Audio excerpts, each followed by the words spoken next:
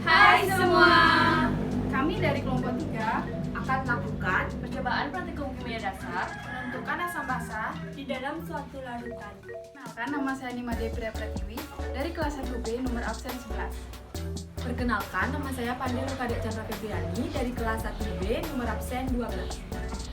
Perkenalkan, nama saya Nimade Reswaningse, kelas 1B absen 13. Nama saya Clara Nurjudiri dari kelas 1B nomor absen 14. Perkenalkan, nama saya Nyoman Sinta Dabayanti dari kelas 1B nomor absen 15. Berikut adalah tujuan dari praktikum kami. Yang pertama, mengetahui pH dari larutan. Yang kedua, mengetahui perubahan kimia yang terjadi dengan sebuah indikator. Yang ketiga, menggunakan indikator untuk menentukan nilai dari pH. Dasar teori.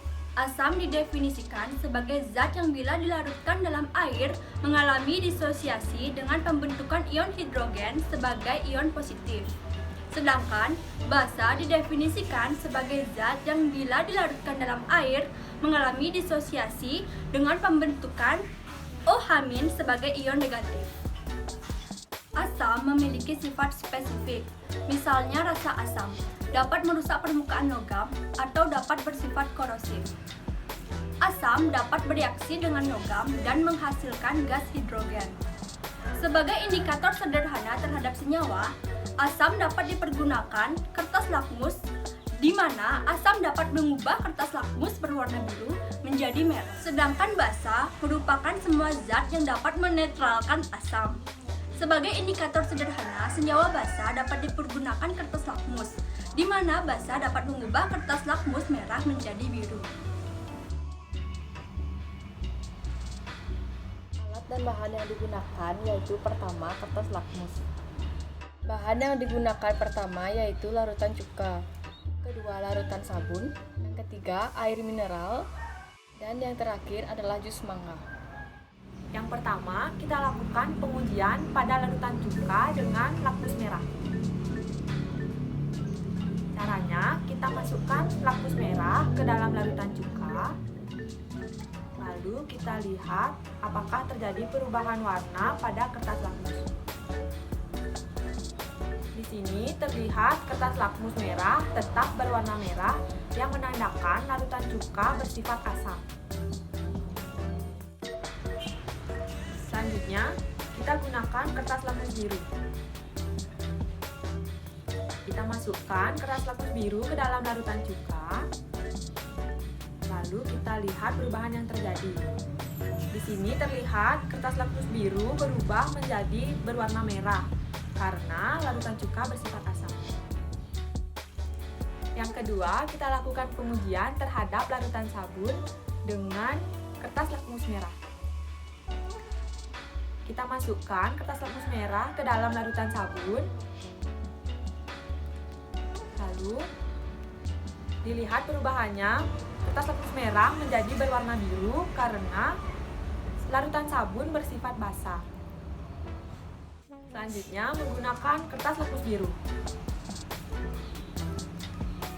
Kita masukkan kertas lakmus biru ke dalam larutan sabun.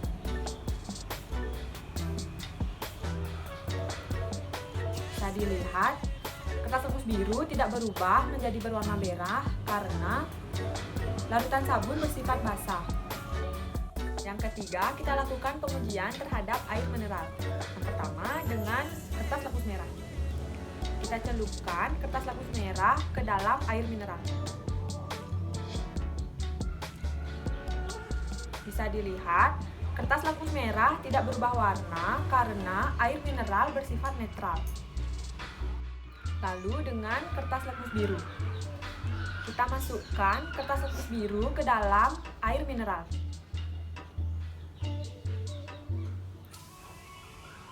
Bisa dilihat, kertas lakmus biru tidak mengalami perubahan warna karena air mineral bersifat netral. Yang terakhir, kita lakukan pengujian kepada jus mangga. Pertama, menggunakan kertas lakmus merah. Kita masukkan kertas lakmus merah ke dalam jus mangga.